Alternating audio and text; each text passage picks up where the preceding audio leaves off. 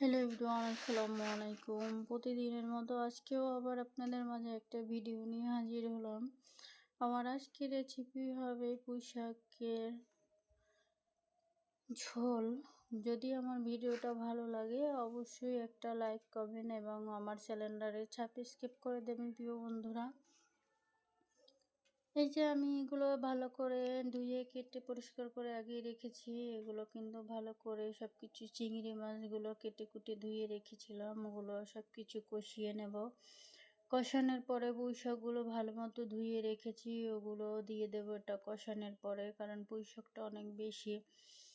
তাই এখানে আমি কিন্তু আস্তে আস্তে পুঁই শাকটা দিয়ে দিলাম, সাথে লবণ অ্যাড করলাম। সামান্য সামান্য আসলে স্কিপ হয়ে গেছে যাতে পুঁই শাকটা দ্রুত সেদ্ধ হয়ে যায়।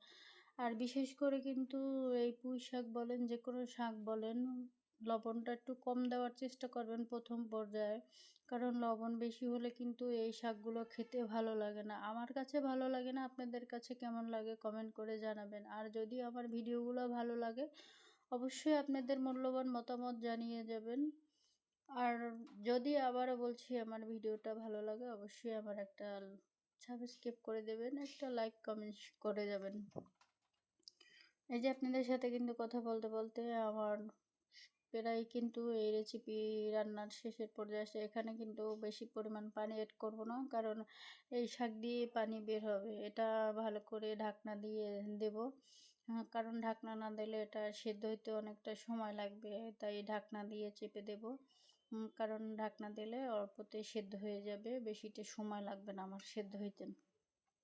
তাই এখানে কিন্তু পানির পরিমাণটা আমিও অল্প পরিমাণ দিচ্ছি, যাতে ডাঁটটা শাকটা সেদ্ধ হয়, এরকমের পরিমাপের মতো পানি দিয়ে দিচ্ছি।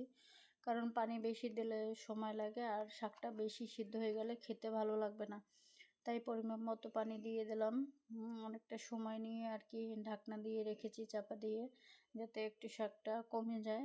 আবার এই যে আমি ঢাকনাটা উঠিয়ে নেব, একটু নাড়াচাড়া করে দেব, কারণ নাড়াচাড়া না করে দিলে শাকের ভিতরে আবার ঢুকবে না। কিন্তু এই যে আমি কিন্তু দেখছেন ঢাকনাটা উঠানোর পর কিন্তু অনেকটা কমে গেছে, একদম কমে গেছে। আমি কিন্তু এই ঢাকনাটা উঠিয়ে নাড়াচাড়া করে নেব, যাতে ভালো করে শাকটা মিক্সি হয়ে যায়।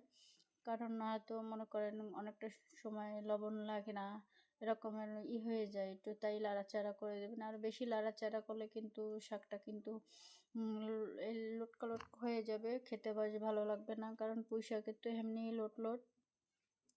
আপনাদের সাথে কিন্তু কথা বলতে বলতে কিন্তু আমার রান্না প্রায় শেষের পর্যায়ে। সবাই ভালো থাকবেন, সুস্থ থাকবেন। আবারও বলছি আমার ভিডিওগুলো যদি ভালো লাগে অবশ্যই একটা লাইক